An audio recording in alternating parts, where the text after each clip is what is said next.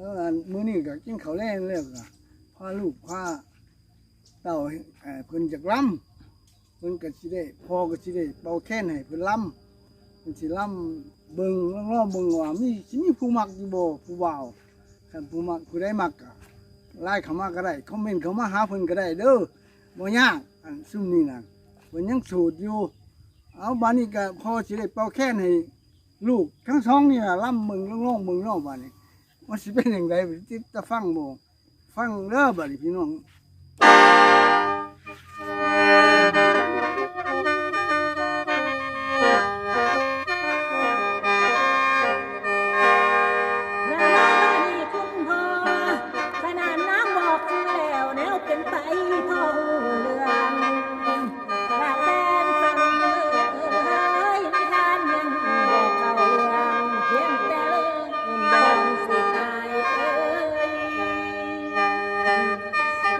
ฟังเอาเด้อลุงตาอย่าเฝ้าหนีมานอนก่อน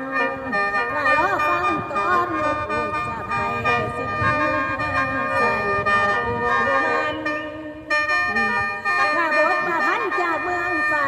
พญาแถมหน้าเต็มใจเจียละในเข้าใจเรื่องเจียละในเข้าใจเรื่องสำเนียงอ่อนบอนสิไปชวนมาฟังไว้นิทานดังตั้งแต่เก่า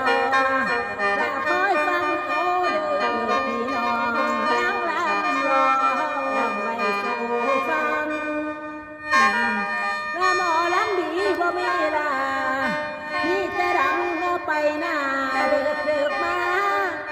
มันแห่งสิมวนว่าเรื่องพ่อปู่จังไร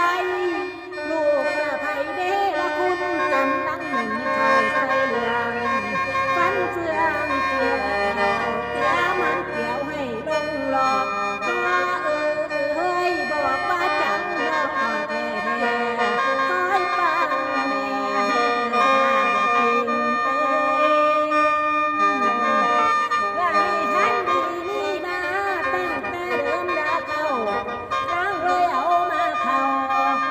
เป็นนิทานไว้สืบต่อฝากมาเด้อคุณพ่อและฝากมาเด้อคุณแม่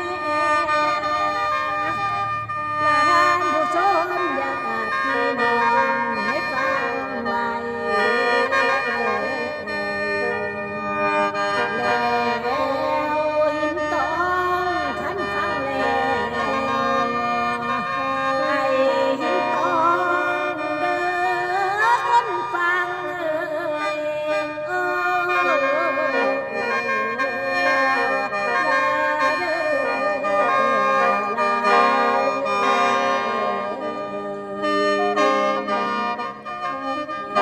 ไปจังไหนมวนบอลูกสาวล่ำน่ะพอ วนอยู่มึงคักสุดยอด เป็นหมอล่ำได้อยู่เด้อเนาะพ่อเนาะ โอ้ยจะได้ผู้บ่าวก็มักเลยไปลำ พ่อกับพ่อหมอแค้นลูกสาวกับเป็นหมอล่ำเนาะ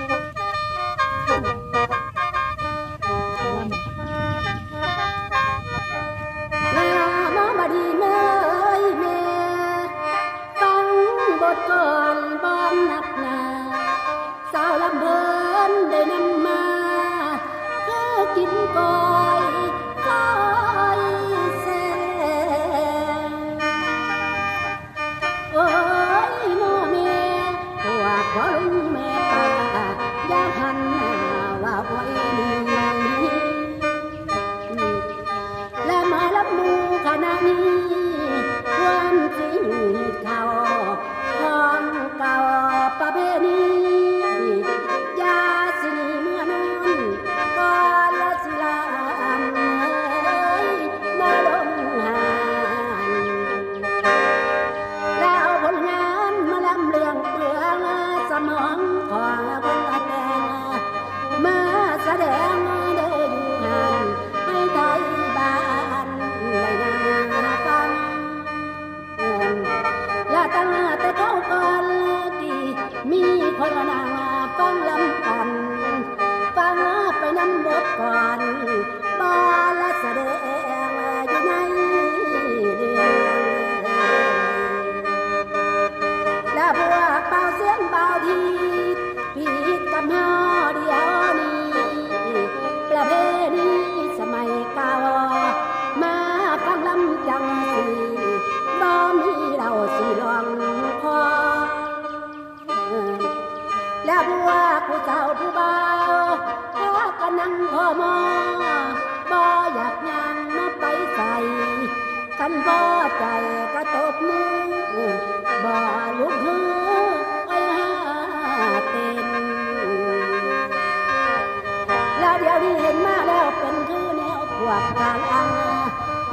ฟังลำนำแต่เรา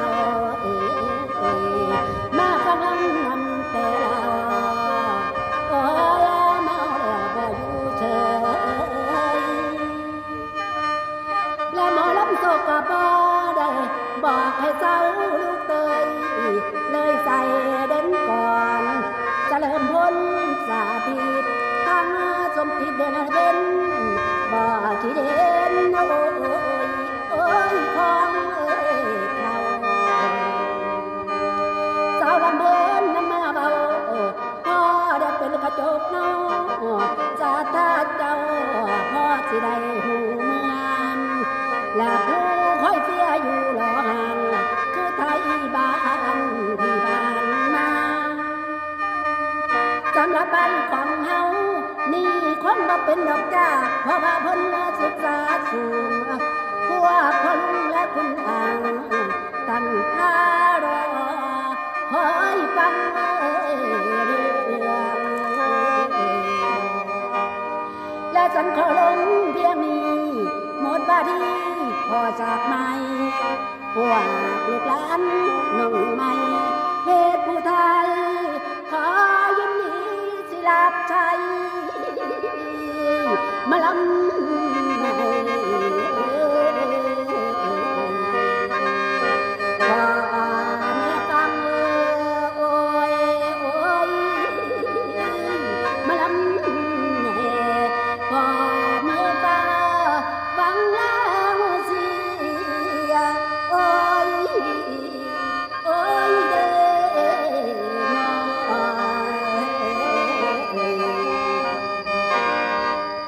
เป็นจังไดพ่อเป็นตาเป็นหมอลำใดอยู่บ่ลูกสองคนนี่เป็นจังไดพ่อ โอ้ยขับอยู่ มวนทั้งสอง ครับ บอก ครับโอ้ย ม่วนทั้งสองบ่อีพ่อ ม่วน โอ้ย ครับ จะ ครั ได้ บ ซ่อมไปเรื่อยๆเนาะพ่อเนาะ อีพ่อเป่าแค้นกะม่วนม่เดี๋ยว วน จะได้ ก่อ เป็น นหม เขา อลำเต็ม น้ำ โต ลูก ได้ น้ำเต่า ซ่อมไปเรื่อย สิซ่อมไปเรื่อยๆ จะ แล้ว ได้ หมอ ไปหา ลำ ล ก็ได้ยังบ่เก่งค่ะกำลังสอน ๆผู้ ลำ บ่า อ ว ยู่ กับผู้บ่าวกับบ่ท่านมาย่านจะเป็นสาวห่างเทาไปอีกละพ่อเอ้ย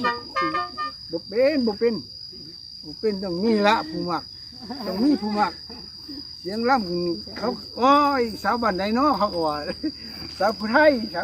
เป็นผู้พาน สาวผู้ไทยน้องใหม่เพชรผู้ไทย น้องไม้เพชรผู้ไทย จ้าน้องใหม่เพชรผู้ไทยค่ะ ฝากตู่ในเด้อค่ะ ฝากซื้อฝากเสียงขอแรงเสียแรงใจ ขอแรงเสีย จากคุณพ่อคุณแม่เอื่อยอ้ายทุกคนเด้อค่ะเด้อ ติดตามตอนต่อไป กัน เด้ เด้ อ อ ค่ะ ค่ะมวนมามวนไก่ฟังไปเด้อหมอลำคณะน้องใหม่เพชรผู้ไทยกับเป็นหมอลำหน่อย อันน้อยแต่คณะกะคนกะเท่าแล้ว หมอลำเหลือหน่อยอะที่ขอฝากไปเด้อค่ะมวนมวนใจเชียร์นี่ค่ะลูกหลานบ้านเฮาสาวผู้ไทยน้องใหม่เพชรผู้ไทยค่ะ สาวบ้านหินลาดเด้อค่ะเด้อ